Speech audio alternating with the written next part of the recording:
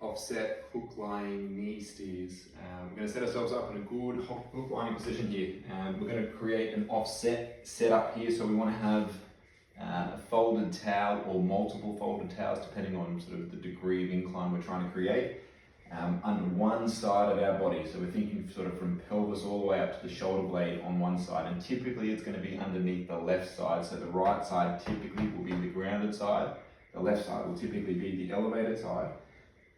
I'm going to set myself up. When we're talking a hook lying position, the contact that we're trying to achieve, we want to have 4 points of contact with the feet. So we're thinking inside and outside edge of the heel, base of big toe, base of little toe. I want to ensure that I've got all four in contact. I'm trying to feel as if I'm heaviest through the inside edge of my heel. On the back side of my pelvis, if I find the top of my iliac crest and I roll to the back side of my pelvis, I'll find a big prominent bony prominence back there called my PSIS. I want to ensure that I'm heavy on that. The rib cage space between my shoulder blade and spine, and then the little bony bumps at the base of my skull. So in this hook lying position, if I get my feet grounded and get heavy on the heels, I'm going to try and use that pressure through my heels, that heaviness through my heels, to try and sort of drag myself along the ground. So if I can feel a bit of a skin drag type effect happen through the base of my skull, I've typically had to sort of get the bony contacts that I'm looking for in the pelvis and the thorax along the way. I want to ensure that I keep a soft tummy as I do this. So I'm going to ground myself, push myself long just to try and sort of find those those bony contacts. And if I can establish them, that'll sort of determine that I've got an appropriate height of offset toweling. From here, the knee steer aspect, I'm going to take an object, a foam roll or a ball, something to that effect.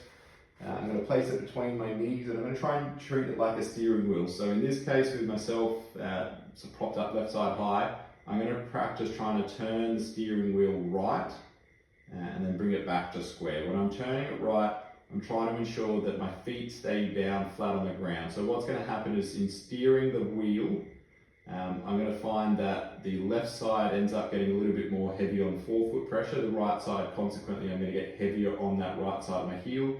As a result of doing that, I'm going to find that I also get heavier on my right side contacts along the way. So that PSIS on the right, that space between my shoulder blade and spine, so that rib cage region there, and heavier on the base of my skull too. To try and help, particularly the thorax iteration in that, I'm going to place my hand on my forehead, and I'm going to try and reach my elbow towards my knee. And I'll find, playing around with that there's a degree of reach where I feel the most amount of contact or heaviness in the rib cage region between my spine and my shoulder blade. I'm going to hold on to that level of reach. And then from here, I'm just going to be practicing my steering of the knee. So I'm going to just be trying to sort of shift one foot for one knee up and one knee back. And that's, again, I'm going to play around with that from a pressure standpoint through my feet. And so as I steer left, I'm going to find that I get heavier on the right heel, the right PSIS, the right rib cage, the right base of skull. And as I'm here, I'm going to try and take a nice long slow breath of air in through my nose, and a nice long slow breath of air out through my nose as I come back to square.